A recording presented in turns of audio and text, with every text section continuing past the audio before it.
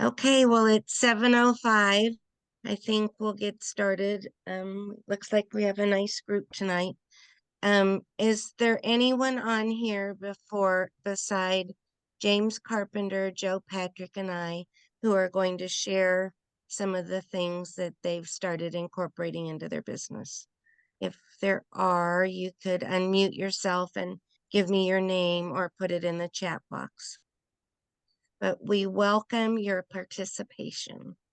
So tonight is kind of a sharing of ideas of what we've done over the last, I think it's been 2.5 years since we've been doing these. And we're trying to decide if we want to continue them.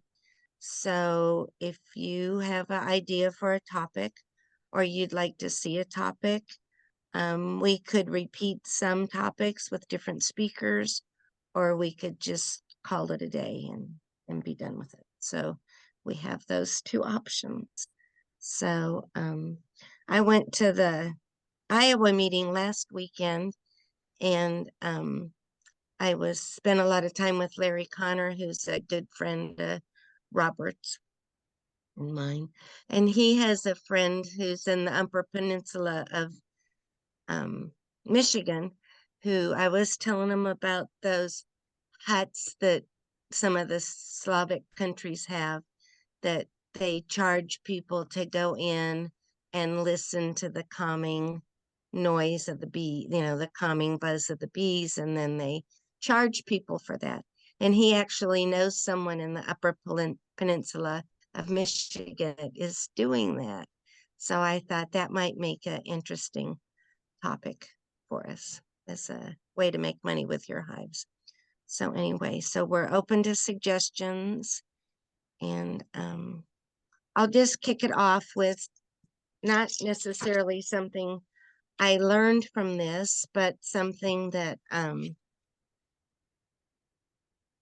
when we were given the presentation on things to make for your dogs, I made the paw wax, and I had never done that before. And so this week I ordered these molds. I don't know if you can see them, but they're little paws, and I wanted it bigger so it would fit in my 4-ounce mold, but they're not. They're pretty darn little. So they're the shape of a paw. And with it, I got these, a set of 3 cookie cutters, like to make dog biscuits and stuff. So anyway, so I thought I was paying attention to the size and ordering something big, but anyway, I think they're really cute. So that, and the other thing I've been doing is early on, Chad gave a presentation on infusing honey, and so I've started doing a hot honey that we've been selling at the market. So that was really all I have. Joe, do you want to talk, or should we let James go? Robert, I'm raising did my you want hand to talk? because hot honey must be a new trend. We sold it at this Kansas State Fair this year, and also yesterday as a little token gift. Blake Shook gave us a nice little bottle of their hot honey product that's new for them. Yeah, I think they've been selling it at the state fair for 3 years. And oh, what's his name? That guy out. Well, he actually presented. Joe, can you think of his name? Brian Withrow? Yes. Yeah, Brian has been doing it for that at this and selling it at the state fair. So anyway. So What peppers were you using, Jolene? the one I have has some chipotle, a little jalapeno, and it actually has a little vinegar in it. The one I made was just chipotle, and I've actually been buying it from a place in Iowa, I'll admit it. But I did make one with chipotle, and we've been making creamed honey with air-dried jalapeno powder for years, and it's very, very popular. And we've done a raspberry jalapeno that was also very, very popular. And we have a lot of repeat customers on that. So on the creamed honey, but this hot honey that I've been selling is actually the same one Robert got from, because he told me where to buy it from someone in Iowa. So anyway.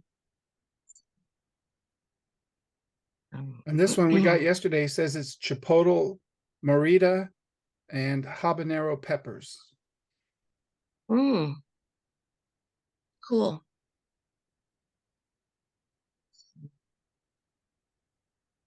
All right. James, do you want to go, or Sure. Joe, do you want to? Oh. James, you go. Sure. So does anyone else want to, who put something in the chat? Hi, Jolie. Hi, Brad. Hey. Uh-oh.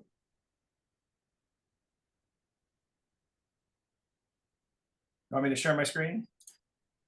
Yes, share your screen. All right. Can you see that okay? Looks great. Yes, looks great. I'm going to mute. All right.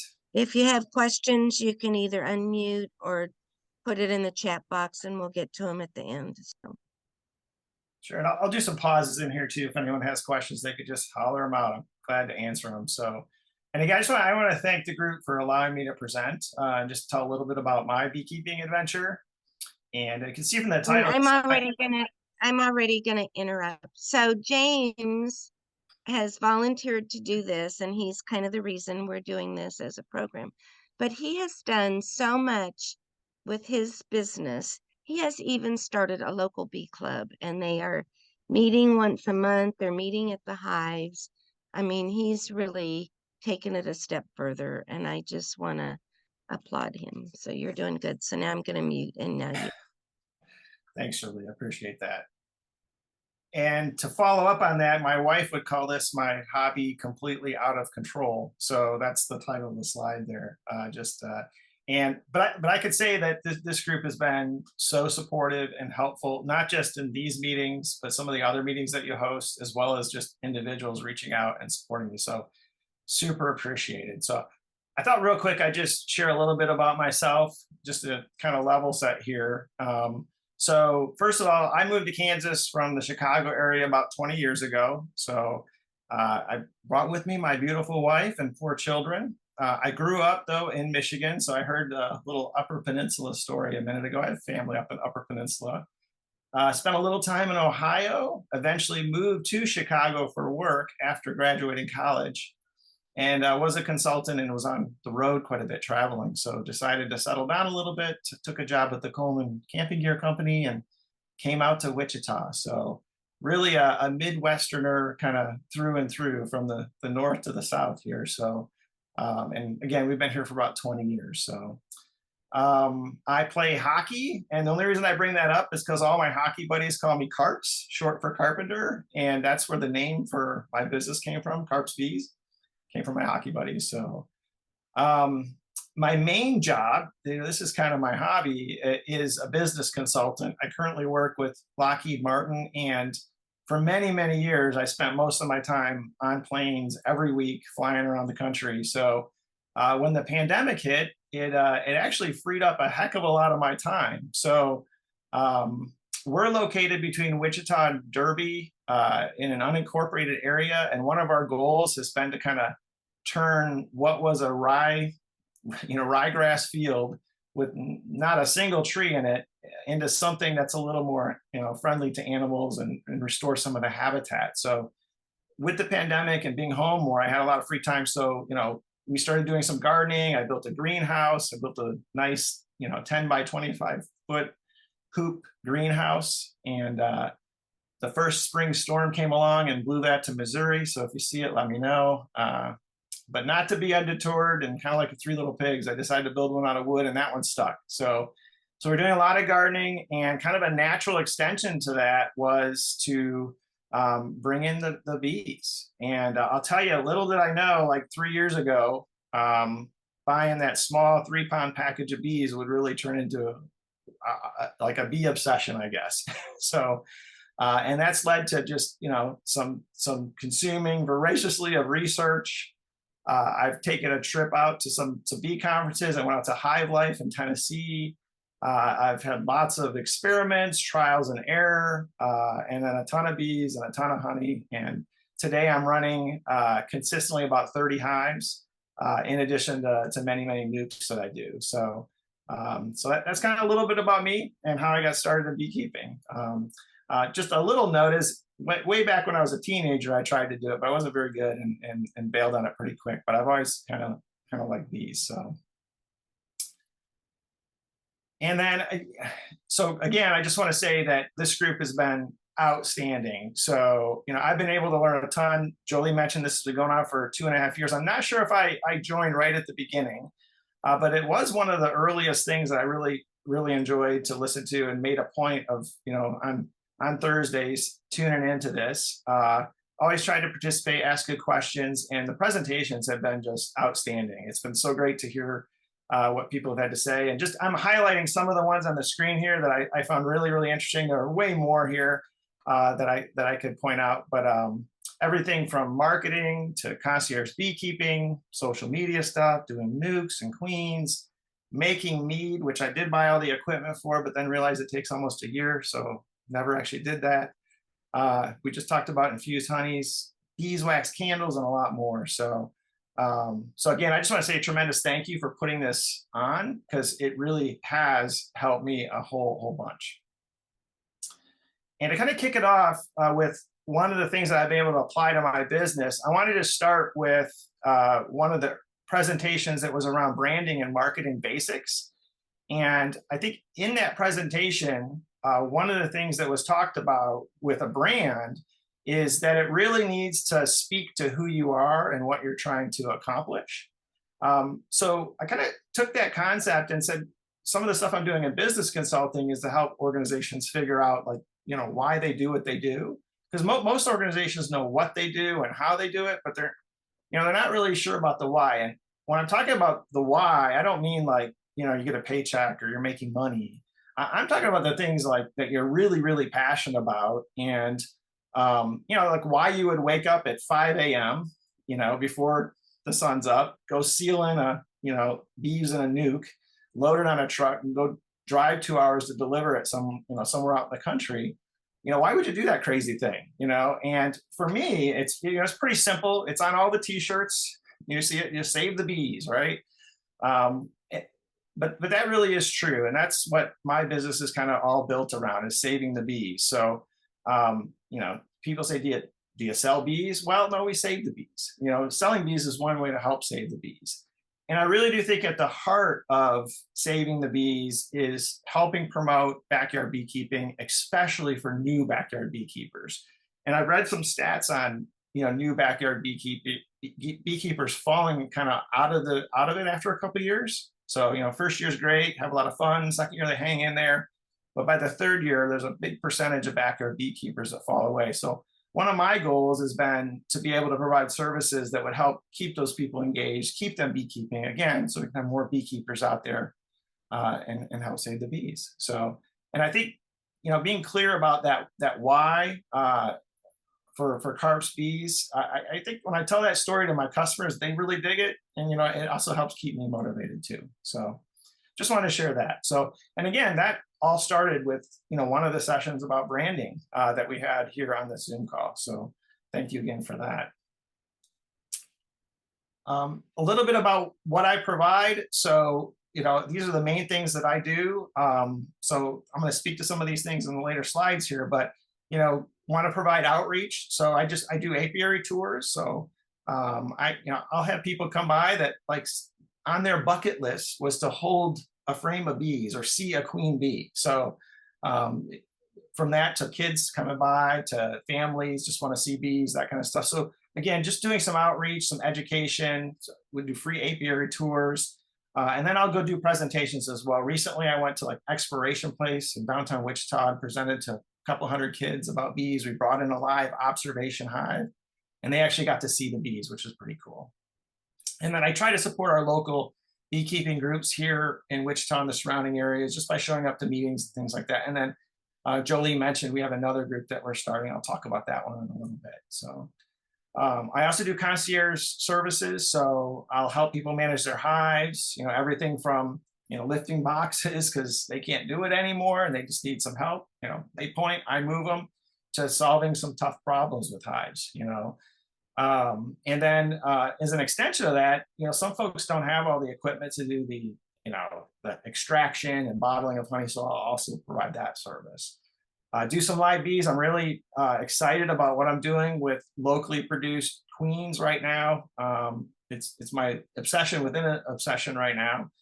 Do a lot of nukes, something called custom bee boosts, where people need a couple frames of brood and nurse bees to help their hive get restored. We'll do that. And then just some of your normal bee rescue stuff. People call it, have a swarm or trees falling and they need help, and a little bit of trap out stuff, but usually if it's not too easy, I won't do that. And then lastly, mobile honey service. So I don't do a lot of events and shows or farmers markets. I deliver honey. It's actually like, I call it the milkman of honey. So try to do a lot of delivery to homes, and that's really taken off. And I'd say about over 70% of the sales of honey that I do is actually via delivery. And then meetups and stuff via like Facebook Marketplace and all that. So getting back to kind of the branding and then extension that is marketing. I don't know if everyone remembers and tuning into this, but one of the things that really stood out in my head was the Vlasic pickles. So the presenter had shown a pickle aisle. All the pickle jars were green and yellow, except for Vlasic, which was blue. And I'm like, oh my, I need to be the Vlasic pickle guy of beekeeping. So we switched from this kind of logo on black to logo on blue theme. And that was, as a specific result of that presentation. And also there was discussions about the kind of the impact on people's emotions related to the colors that you choose. So blue seemed like a really good color. And then in order to be consistent, it's really the logo that's the consistent thing, no matter where it lands. So we try to keep the logo as consistent as possible, but we're slowly converting over to this blue, and it really does stand out. People notice it. I'm wearing it now. So that's been a nice little change and a good lesson learned from that session. The other thing was mentioned was having business cards. I give away business cards like they're free water. So everyone gets a business card. I do little square ones. A lot of my friends like that because they say they could put an adult beverage on it and it keeps their table clean. So, but I try to give out a lot of cards. The other advice was to be bold with your marketing. So we try to do that. I have my truck. It's got our logo. And recently I noticed that people were like taking my picture at a stoplight. And it turns out they weren't taking my picture. They're trying to get my phone number. So I decided to add like the QR code on there. So now that'll take you directly to my website. So, and then one of the other things I do is I do some sponsorship. So I play hockey. We have the Little Thunder, which are 4, 5, and 6-year-olds that are getting into hockey. So I sponsor that group.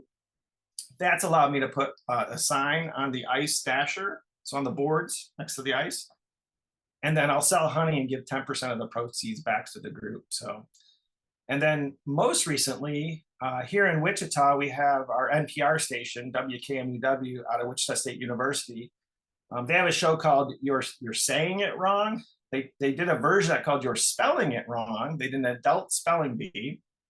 It had a huge turnout, and they wanted to do a bee theme. So they got in touch with me, and I actually provided some of the prizes and stuff, set up during the spelling bee, and was able to sell honey. And what that ended up doing is they ended up giving me some free promotional spots on the radio. So here in late November, we'll highlight some of the candles that we make. And then in late winter, we'll highlight some of the bee stuff. So like nukes and things like that. So let me just pause there before I move on to the next slide. Any questions up to this point? There are some questions in the chat. From Robert Burns, are you going to any bee conventions in the upcoming season? Yeah, I was going to go back to Hive Life, but there's some kind of commotion going on with the ownership of that group. So I haven't quite decided. I do want to go to an upcoming one, something probably closer to home. I heard Nebraska has a good one, and certainly our events here in Kansas. But I haven't quite decided. I do want to do something though. We just signed up to have a booth at the North American Honeybee Expo, so that'll be our first year for going to that. Okay, how many nooks do you manage? You mentioned managing queens. What are you doing about queens? So that was the question was nukes and queens. Mm-hmm. All right. Yes. Let me hold on that one because I got a couple slides on it. So we'll get that one in one sec. Okay. And then what is your markup for delivered honey? Yeah, so the market, so what I say to people is Wichita and the surrounding areas. So if you're familiar with the area, I'll go as far west as Garden Plain, which is just west of Goddard. Far west Andover on the east, or sorry, far east Andover, east of Wichita. I'll go up to Park City, north of Wichita, and as far south as Belle Plaine, south of Wichita. So pretty good range. And you know what I found is that, you know, I don't like put a minimum or anything. And I've had a few people like have me drive a long way for an $8 honey bear. But oftentimes that'll turn into another order in the future. So, or people end up stopping by when they're going through the city, or we'll meet up or something like that. So it's really about kind of getting that initial relationship with the customer and then building it up from there. So thank you for that question. So you're not charging at all or for No, delivery? Yeah, I don't charge for delivery, No. but I think I do probably have some of the highest priced honey in the city. So I charge like $25 a pint as an example. So that's a little bit more than the person selling it on the corner. Good point. Okay, cool. That was all that was in the chat box so far. So Cool. All right. Let me jump into the next one here. So, you know, I want to give a special shout out to Nikki Bowman and the presentation she did on concierge services, because this is actually the presentation that really got me thinking about kind of taking this to the next level and jumping in with both feet. And I don't know what it was exactly that caught my attention. I did snip a picture of the cows here, the steer, because she mentioned, you know, having to manage hives that were being knocked over by cows and worrying about that.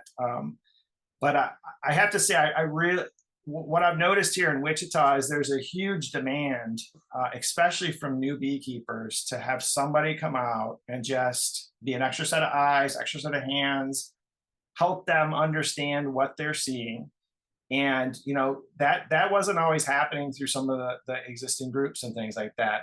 So one of the things that I made a point of doing was, hey, I'll come out and, you know, look at your bees with you. And, you know, I try to be on time and things like that. And that's really kind of turned into quite a bit of business. Not only the initial, you know, showing up and helping, but then all the follow on that happens after that. So, and again, one of the things I ask people when I show up is like, what are your goals for your bees? I have people that, you know, they want to be on a pollination service. So let's palletize everything, put it on a trailer so they can move it around. You know, other people want to just sit on a lawn chair and watch their bees, you know, because it's very peaceful and relaxing to them, and everything in between. So I have folks that have been doing beekeeping forever, but, you know, they're having trouble lifting boxes. So they point, I lift and move it to where they say. I have other people where, again, we're trying to solve some, you know, wicked problems with their hives. You know, maybe they have a laying worker or something like that we're trying to solve for. So, and everything in between. So I really have enjoyed, you know, collaborating with new beekeepers, and, you know, just there is something special about that kind of relationship. And the best part of this is that, you know, I get paid a little bit of money to play with someone else's bees, which I just love. So it's a lot of fun. Let's see. Kind of jump into the social media, and I added web on here. So really appreciate the presentation on, you know, social media presence that was on one of our Zoom calls. Excuse me. This is one of the areas where I've had a lot of struggle. And the reason is there's just so much out there, and it's kind of hard to figure out what the right things to do are. And if you want to do it right and have an engaging experience and drive a lot of traffic to these different platforms, you really do need to be focused. So, so what I learned was, hey, pick a couple platforms and focus on those. So, I'm not going to be a TikToker. I'm not on Instagram. I don't do Twitter or X or any of that kind of stuff. I really stick with Facebook and YouTube, and I'm focused on those with a few exceptions. So, and I think that if you're thinking about doing social media stuff, because you saw all those cool videos that all these other beekeepers are doing out there, just realize that it is not easy. It is a lot of work. So everything from having the right equipment to go out and film what you're doing in a hive. So, if the wind's blowing, you got to have something to put over the mic so you don't hear wind noise. So all that setup ends up taking way more time and effort than just doing the beekeeping. And then once you have the video, what do you do with it? Well, you got to take it inside, and now you got to edit it, and that can take forever. And so you have to understand, editing software and all that kind of stuff. Then you got to publish it, and there's nuances with that. And then you got to monitor all this stuff for, the comments. There could be, trolls and scammers and all that kind of stuff, spammers that are out there. So you want to monitor all that stuff. So I think the advice that I heard from the Zoom call was, narrow in on a few things, and that's been super helpful. And I've been slowly, my goal has been 1,000 YouTube subscribers. I'm above 700 right now. I'm looking forward to get hitting that 1,000 mark. And again, it's a lot of fun, but it's a lot of work to be out there in social media. The other thing I'll say is that there's Facebook groups. So and we have a bunch. So I'm sure many of you are on those different Facebook groups that are out there, like the Kansas Beekeepers and others. So one of the things that spawned out of this was to create the Wichita Beekeeper Alliance, which is this bee club that Jolie mentioned. And I'll talk about that in a minute. The other thing I'll throw in is having a website, which I do, carpsbees.com. And I don't get a lot of business, like sales through that website, but having that website gives you a lot of street credibility. So if people research you, which they often do, especially if they're buying bees, they want to know you're real because there's a lot of scams out there. This is one way to help solve for that, is having a real website. So I do have a website. And then the last thing I'll mention on social media kind of web piece is that I have people showing up at my house now. So if you haven't looked at if you're putting your business out there and it's being picked up by Google Maps, you want to make sure you go out and update your profile on Google Maps, because and make sure it's clear what your hours are and things like that. Because I have people stop by to buy honey or on an apiary tour or something. So so check that out. So a lot of fun with social media. It's good to get your name out, but it's a lot of work. So keep that in mind. And then here's the Wichita Beekeeper Alliance. So we really started this group because there's a deep desire from the folks that I was talking to have some hands-on experiences. And there was just a little bit of lack of that in our area. So originally it started as a Facebook group where we can kind of help each other and talk about it. But after about 100 people signed up, so let's have an in-person meeting. We talked about it. And we decided that we would try to go for hands-on stuff at every meeting, at least during the warm months. So that's what we've been doing. So if you see this bumper sticker on a car when you drive through Wichita, those are the members of our group. Everyone gets a bumper sticker. And I want to give a special shout out to Charlotte Wiggins' book here, the Bee Club Basics, which Jolie, you recommended to me when I was up at the Fun Bee Day. I actually won this in the silent auction. So thank you. But I have used that book now a whole bunch. That there's great templates, tools, suggestions on topics, little things like make sure everyone has a name tag so people don't have to guess who you are, all that kind of stuff. We put that into practice with our group, and we've had a lot of success. So far we've had 6 different events. And as you can see from the pictures here, it's not about Carp's Bees and me. It's bigger than that. It's about all the beekeepers in our area. So we take turns presenting. We have people just kind of step up and present. So here we have a presentation on winterizing hives. Here's alternative beekeeping practices that one of our members did. Here's one where I was presenting. We were talking about testing for mites. Another one we did on honey extraction and honey tasting. We did it at an original Kansas farmhouse and got a tour of the farmhouse after.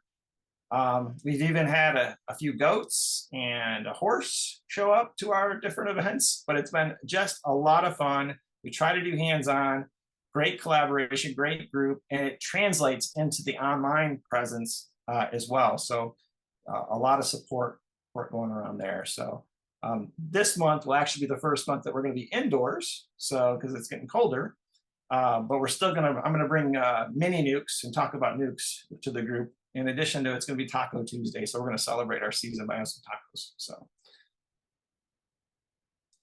all right.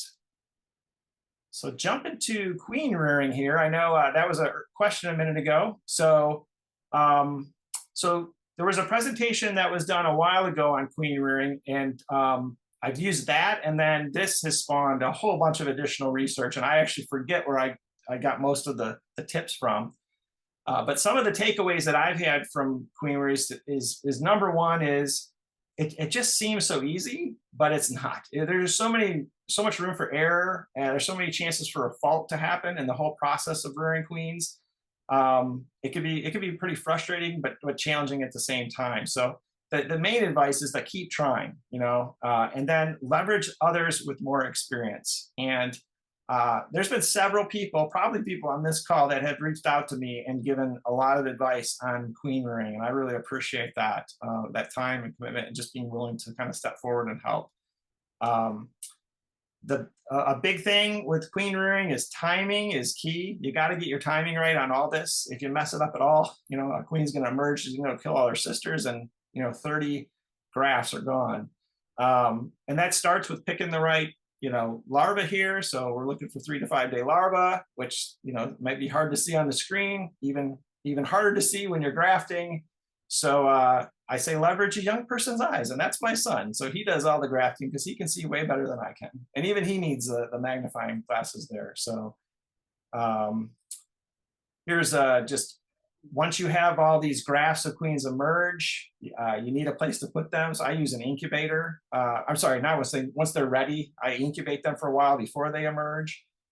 So you can use an incubator. Here's a picture of one that's actually emerged, come out. So now you have a virgin queen wandering around somewhere. You gotta get those into a queenless nuke. And I'll say that's where the big bottleneck shows up, at least for me with queen rearing, is you have a frame, 30 grafts or whatever, all these virgin queens emerge, and you don't have enough queenless hives or nukes to handle that. So what we've been doing is experimenting with these small little hives here. You see with the blue lids, these are tiny little mini hives. They only take 1.5 cups, 2 cups of bees to maintain them, but it's just enough that you can get a virgin queen in there, get her ready to take off. She goes out, does her mating flight, comes back, starts laying these little tiny combs, and she's good to go. So we're excited to experiment more with that this upcoming season. And again, the whole goal here is to have locally produced queen bees. And then this is a queen pipe, it's called, and it's an easy way to transfer a queen into a box or cage. So that's what I use for my mated queens, move them into a cage, and I'll either put them in a big queenless hive and bank the queens until customers are ready to pick them up, or they get sold directly. So there's a picture of a finished queen. So did that answer the question that someone had about queen rearing? Yes, more than that. So thank you. So how does that queen pipe work? I've never seen that while you've got that picture up there. Oh yeah, so it has it. So I should have made a wider shot of that. So on the right side of that picture, it gets big and bulbous, but there's a hole with a little stopper, like a big like a sponge in there. But it's maybe like yay big. You can see my hand. And what you could do is you just kind of hover over the queen when she's walking around the comb. Then you put it over her. She'll crawl up the pipe part. You put the sponge back in, and now you got her trapped in there. In the small end, there's a little like cork that goes in there, so she stays in there. And then eventually, you can open up one end of your queen cage there and just kind of set it there, and she'll eventually figure out that she can go in there, and she will, and wait for a couple of attendants to come in with her, and you're good to go. So then you put the cork in the the queen cage and off to the races. So it's a pretty neat tool. So it's actually one of my favorite tools. So less than, I think, a couple bucks online. So check it out. Any other questions?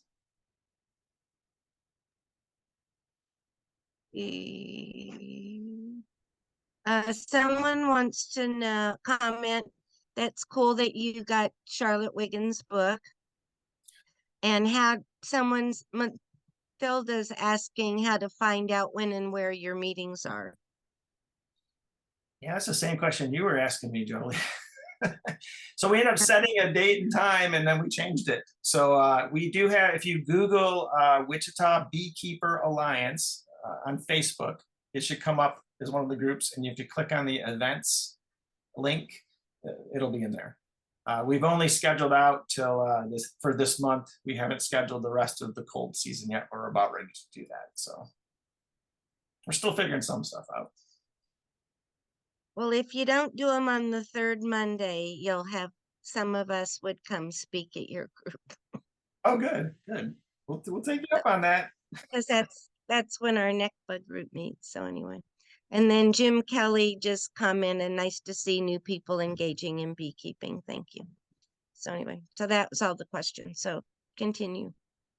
And I did skip over the picture of me marking that queen there. Just say it's a lot easier to mark virgin queens than mated queens. So they're just more docile. They have goo on them. They're not really ready to fly. So if you can get them right away when they emerge and mark them then, it's a lot easier for the beekeeper. There are some theories, though, that you might be putting a target on their back when they're out mating. So that's just something to keep in mind. So, all right. So there was a great presentation on making and selling nukes. So again, this is another one of those things where I've been able to kind of take what I learned from the Zoom calls that we have and then talk to some other resources and do my own research and stuff as well. And really just focusing on kind of the selling side of nukes. Some of the key takeaways that I've had is that partnerships are really important. So, understanding who else in our area is selling nukes and how many and all that kind of stuff is important because like last year with our drought, we had somebody that had made a lot of commitments about delivering nukes and their nukes failed. So they were able to call a few of us other folks that had them and make sure that their customer orders were fulfilled. So kind of having those types of partnerships, I think is pretty critical. And then, partnering with more experienced beekeepers as well. So I actually work with a Nebraska beekeeper who works with Bob Binney, if you've ever heard of him out east. They do some overwintering. I think it's in Georgia, and then he brings them to Nebraska, and then he distributes to several people. So I have customers that the second it's warm enough to have bees, they want a nuke. So this is the idea behind these nukes is to get those customer orders fulfilled. And then I have my own nukes that I create. Those usually come about a month later because we have to wait for weather here in Kansas. So usually 30 to 45 days after these initial wave, I'll have my own that come online and are ready to be sold. So kind of do it in two ways. So we import some, and then we have the locally produced one. And my customers will pick. Some people don't care. Some people want one or the other specifically.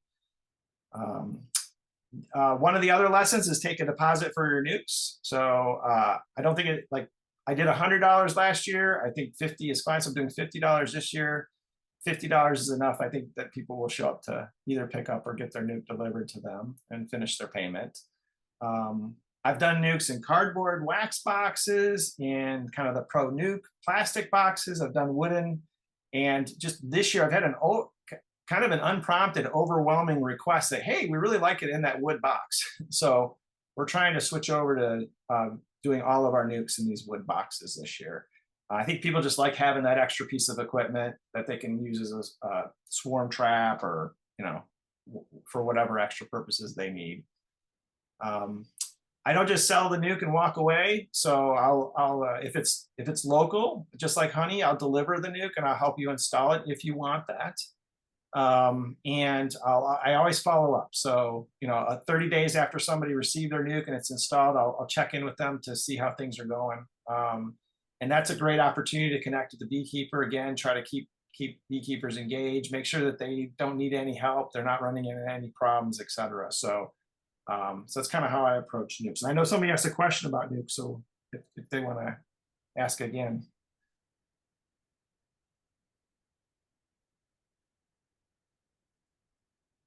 Wow, you've really taken that to a new level. That's great to So see. how many hives do you have, and how long have you been beekeeping? So 3 years this time. 3 years. That's what I thought you said. Okay. And 30 full-size hives. And then last year was able to scale up and do about 50 nukes. This year we're going for 100. So that's the goal. Okay. All right. So candle making. So like Jolie, I think you did the presentation on, maybe it was you, on candle making. And We did one, and Gary and Ginger Rooter did one the first year, and then we did one this year. Yeah.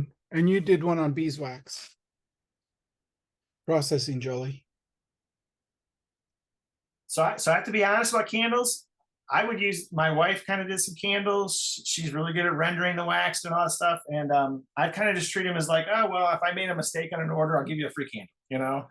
And then last year, the holidays hit. And suddenly out of the blue, like out of the woodwork, we got more requests for candles for the holiday season than we could make them. We couldn't make them fast enough. And especially if they had a sunflower on it. So the candles have really turned into a much bigger business than I totally underappreciated the value of the candle making and the wax rendering as well. So one of the key pieces of advice that I heard was, it's a messy business. So make sure that you're doing this in a space with dedicated equipment, or that you can easily clean up.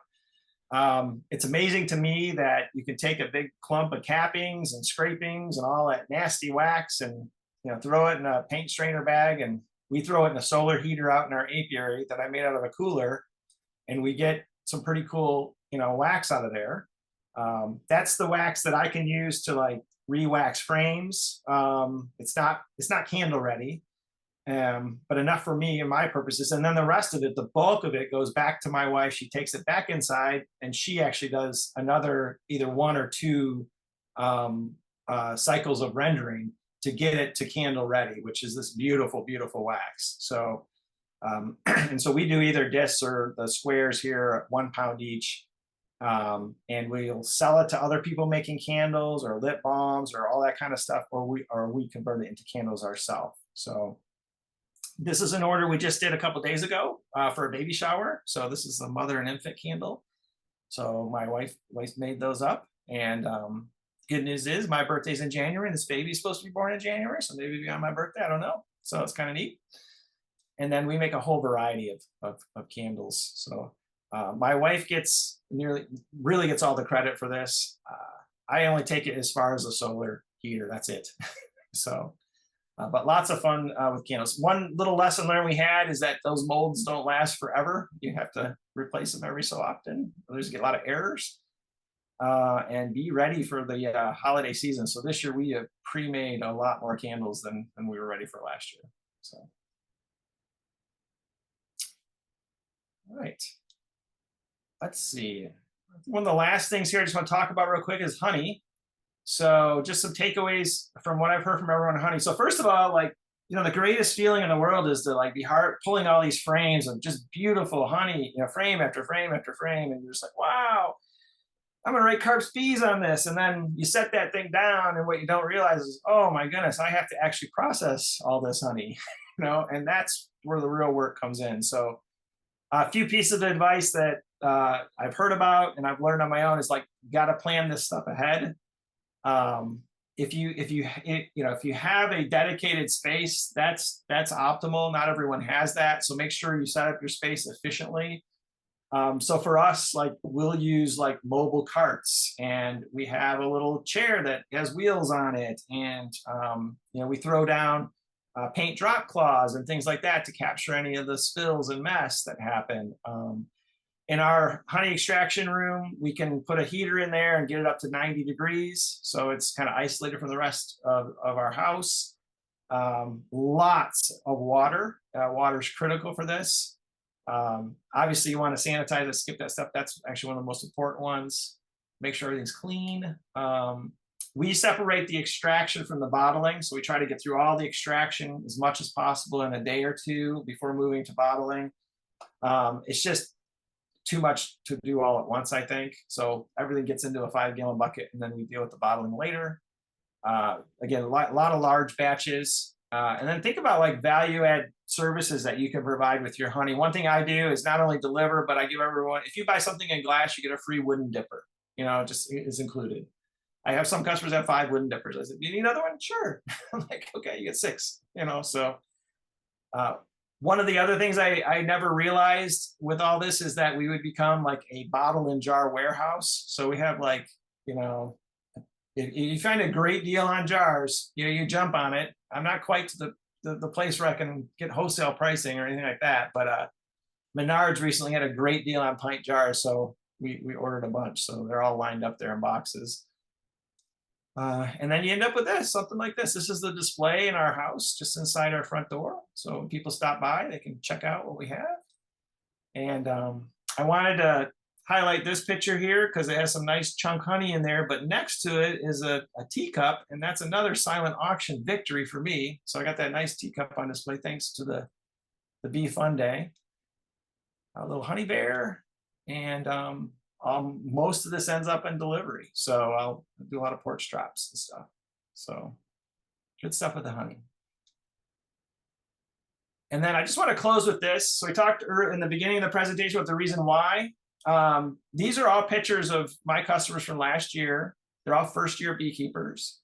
And I just want to like say, look at all the smiles. You know, it is amazing to go out and help new beekeepers get into the hobby and to share their experiences and stuff. And so I just love to see those smiles. So I always make a point of trying to take a picture and send it back to them. And I just want to share some of those great experiences that people are having. So with that, I just want to thank everyone for letting me present. I appreciate the time. It's a little bit about Carp's Bees and myself. So any questions before I close?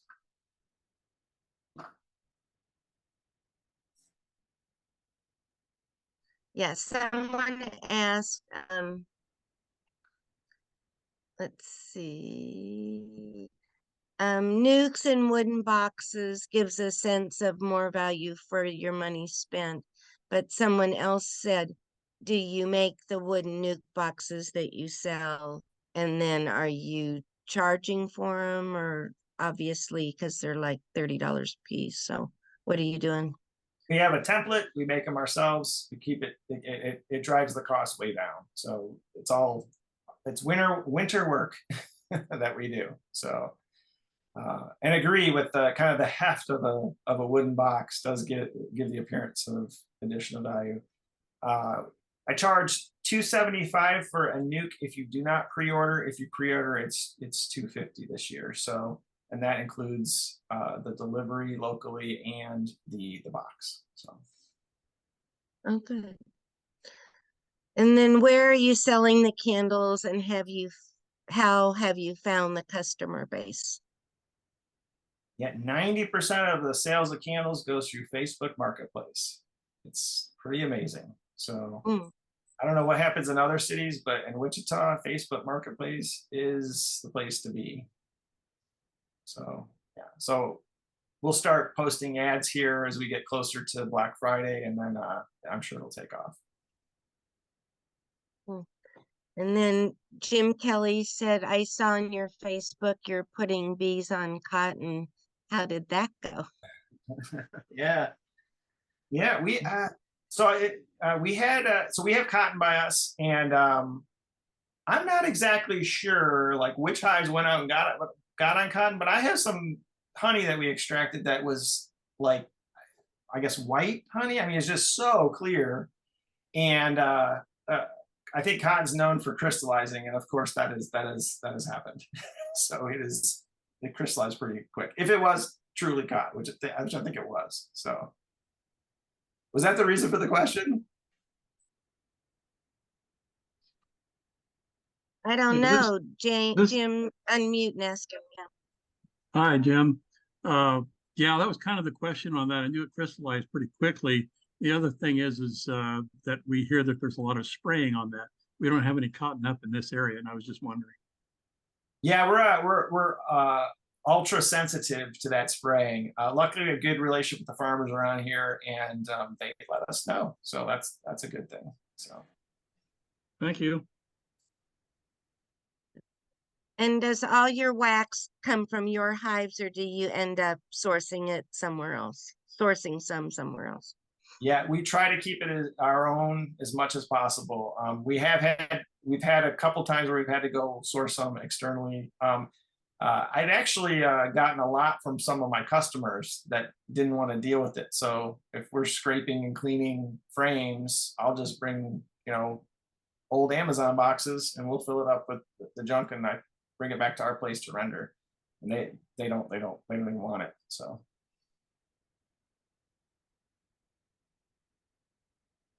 Well, any other questions for James, you guys? There's a lot of thank yous, awesome presentation, good job. So you've done a really good job. Let's see. Anything else you'd like to add? I'm good. Okay. Are there any other people who would like to jump in and say what they've been doing?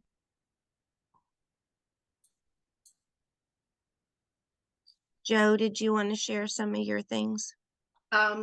Yeah, let me try. While she's setting up, anyone in the Kansas City area, I was going to do 2 soap making classes and they sold out in 3 days. So we've added another class on Saturday morning. So if you're interested, it's at Gehringer's and you can go to their website and sign up for it. So. Hey, this is Joe Patrick. I'm going to try to not make this a woodworking presentation, but a beeswax use. This is a project I just recently completed. We were having some remodeling done, and I saw a golden opportunity. Our contractor, which I'll call my guy, sparked my memory that I had bought about 25 years ago some cabinet doors, and they had been in my garage ever since. And he thought that he could incorporate that into a linen cabinet. So I began the process of cleaning and stripping, and these old doors had some varnish that was just awful, and it took multiple applications trying to strip it. And so I was a little disappointed when I got all that varnish off. The wood was not the quality that I had hoped. It was uneven in color. The varnish had actually stained the wood permanently, so on and so forth. When I accepted the fact that perfection was not going to happen and that they would just have character, I was a much happier person and proceeded. So my guy suggested that instead of staining or painting or whatever, and I didn't want to paint, to make a beeswax paste. And I have done that in the past. He suggested something with carnauba, and I knew I had some carnauba, but it was in that garage somewhere. And I just said, I'll make something and it'll be great. So see if I can advance here. I made a wood butter, and it's simply beeswax and coconut oil. I used coconut oil. So this is also a food grade application you could put on cutting boards or wooden spoons or something like that. And this is when you're dealing with beeswax, you want to remember to use a double boiler. And you're going to want to pour it into a wide mouth jelly jar, something where you can actually get your hand down in there to scoop up the butter and apply it to your wood surface. And I'll come back to this this screen here, so if you didn't catch this. But this is what I started with, pretty filthy. They did have nice glass knobs, and the hinges were all in terrible shape, but that's another story. My husband tackled those hinges. But as I already explained what I did to prep the wood in order to use my wood butter. This is a picture of the one in front is after an application. The two in the back are before the application. The change is subtle. It just makes the wood look rich and give it life. Again, you can see there's some discoloration, and it's just the wood, it has character now. But you want to let the wood butter set for at least 4 hours. I allowed it to set 24 hours before I removed it, and I applied it liberally. I put on a nitrile glove and just dipped my hand down into the wood paste and rubbed it on thick. And then I removed it with paper towels, and then I buffed it with an old cotton bath towel. So here's my finished doors, and waiting for my guy to actually put them on the linen cabinet that he has built. Come to find out, I guess some of my screws were stripped. I saved all the hardware, and so he'll come back. He's pretty much done with our remodeling job, but he'll come back and finish this for me because he's a really good guy. And there's the recipe again, if you would like to look at it. And here's a wood door, just so you have an idea of how big my project was. And I doubled the recipe for this, and then I made that doubled recipe twice to be able to complete my project. So, like I said, I used it very liberally. And I'm really happy with the look. It has character, and it's not perfect, but sometimes when you're taking something old, that's what you get when you try to use something and keep it out of the landfill. So those are gorgeous. Good job, Joe. and I'll if everybody's good, I'll unshare my screen. Oops. Okay. Let's see. Okay, Jolie, any chance of soap or candle making coming to Salina? Kansas City's a bit out of the way for day tripping. Well, Salina's kind of far for day tripping, but I would do that. So yeah, if you thought you could get a group of people together that wanted to hear it, I would be happy to do that. So Jessica, we can email. So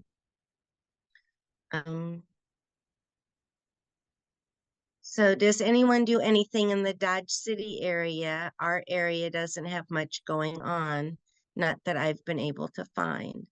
Well, Alexa, I think you need to start a group.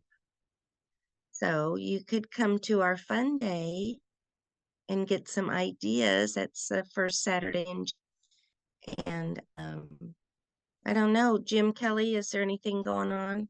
I know that Western Kansas beekeepers have been doing a few things, and I know they've started at least one open apiary where Julie lives. I don't know if they started another. So there's some open apiary events going on that they'll be advertising in the spring in the club newsletter. Joe or Jim, or Bob, can you say anything about that? Or This is about Jim. what's going on in the West? I don't know. Yeah. We had a new person that's part of the Kansas Center producers, Jade Like, and she's out of Garden City, which I suppose is closer than I am yet. And she is pretty heavily involved and had a beekeeping class last year. I think she's going to have another one this spring. But she's on Facebook. I think it's called 4 and 30 Farms that she runs. That's probably about the closest I can think of.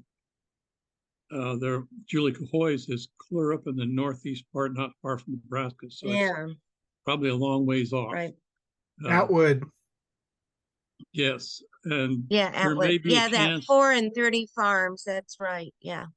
Yep, there may be a chance that we may do some here in Larned, Kansas. The Santa Fe Museum is interested in putting a couple, 3 hives there and doing some classes, but I have to do some more work with them yet to see how that's progressing. So that's about it out in this part of the country. And Alexa, Jim Kelly is from Larned, and if if you want to exchange information with each other, that might be helpful. So Yeah, that would be good. I have 2 or 3 new beekeepers that I'm working with right now, and they go out with me into the yards, that type of thing. So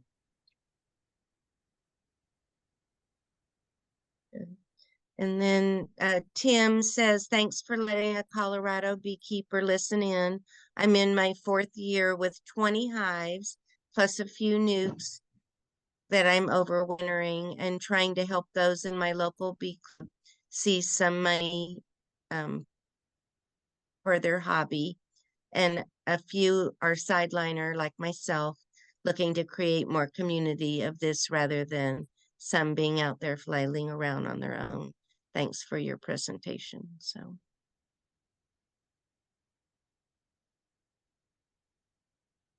let's see. James says he's seen wood butter sold at the markets there. And James put his let's see. Yeah, I'm confused. So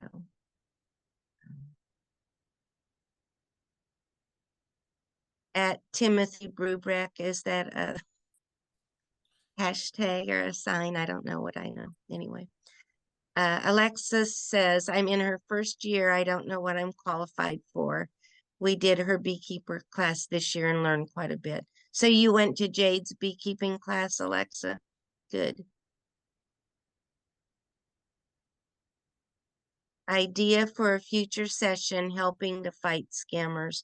Man, you guys, that whole nuke thing and queen thing, it is loaded with scammers on Facebook. And I don't know.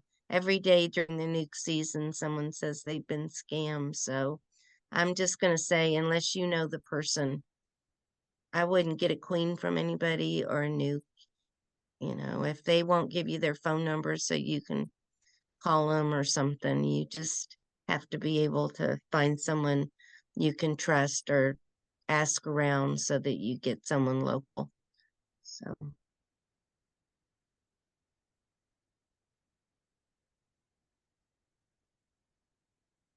So what are some other future ideas? Or are you guys ready to quit? We've been doing this for 2.5 years.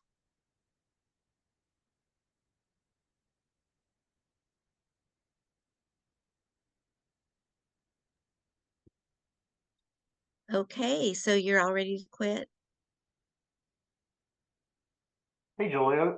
I was just going to say, I think after 2.5 years, it's probably okay to repeat some topics or whatever. There might be new slants on them, I would assume there's new people. I mean, you get the attendance list or you see that, but I'd assume there's new people joining all the time. So it might be worth going back and repeating some of those good topics.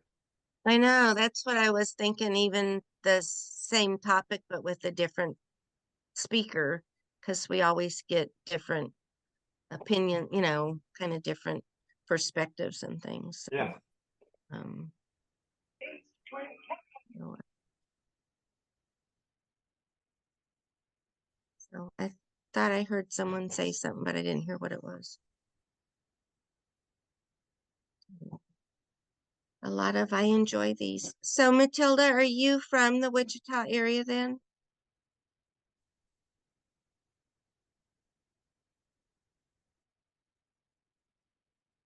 So I will say Wichita has now 3 groups that I know of. So um,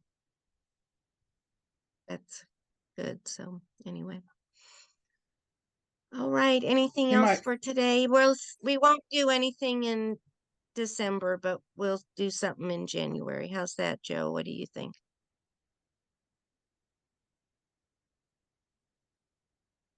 Okay. Oh, 2 new messages. I like the idea of continuing. I've missed some of the sessions, so she would like to have them continue. All right, you guys, we'll do it. Julie, I was going to say the same thing. Most of the time I have a board meeting on the 3rd Thursday, and so I very rarely get to see these. So it's kind of fun to be here this time. Well, good. Well, we love having you. So we do have quite a few that need to be added to the website. So they all have been recorded. So we'll try and get those on. What do you think, Robert? Do you think we could get that Yes, taken care of? I'm pushing. Okay, well, that's good. We'll And probably get, James, you did a fantastic job. Very exciting to see someone I excited about second that. beekeeping and making a go of it. It's inspiring. So I really appreciate that you've done that. Thank you guys. So anyone who's in the anyone who's in the Great Plains Master Beekeepers Program, for attending tonight, you can get 1 hour of, I guess it's called educational credit. It's not really broken out, but you can get 1 hour credit for attending this. So Yeah, I think it's a elective what credit. were you saying, James? Elective credit, yeah. No, I was just saying thank you. So that's it. So James, we'd like to see you get involved in the Kansas honey producers a little bit and work at the state fair and some of those things. You'd be surprised how much you'd learn being around other beekeepers from other parts of the state. And that's true for anyone on here. So Yeah, he joined him. He's a member of KHPA. He joined back in May. oh good. Great.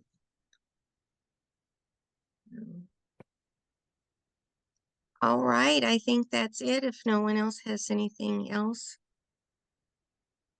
we're good. All right, see you all in January. Have a good Thanks. Thanksgiving. Yeah, so is anyone else going to any of the national meetings? Is anyone going to Hive Life or Not Hive Life, but the expo in Louisville. the expo? Yeah, we're Uh, going to go to the expo just because it's closer. And Cecil and I are going to set up a booth and I'm going to sell my honey pots that I have so many, my honey plates, just all this antique stuff we have sitting around. And I'm trying to talk Cecil into bringing some of his books. And I don't know, we just have so much stuff and we don't have kids and nobody wants it. So whatever. I'm tired of dusting it. So Turn it into cash. anyway, turn it into cash.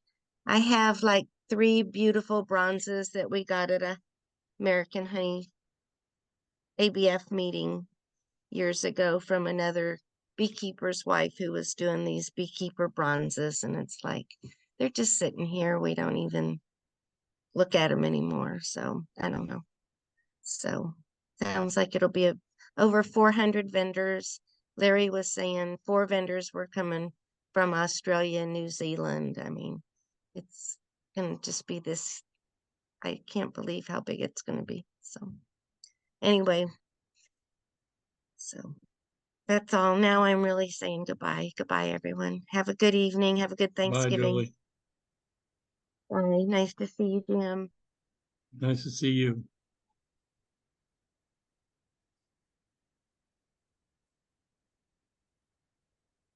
Hey, Melanie, come help me with my class.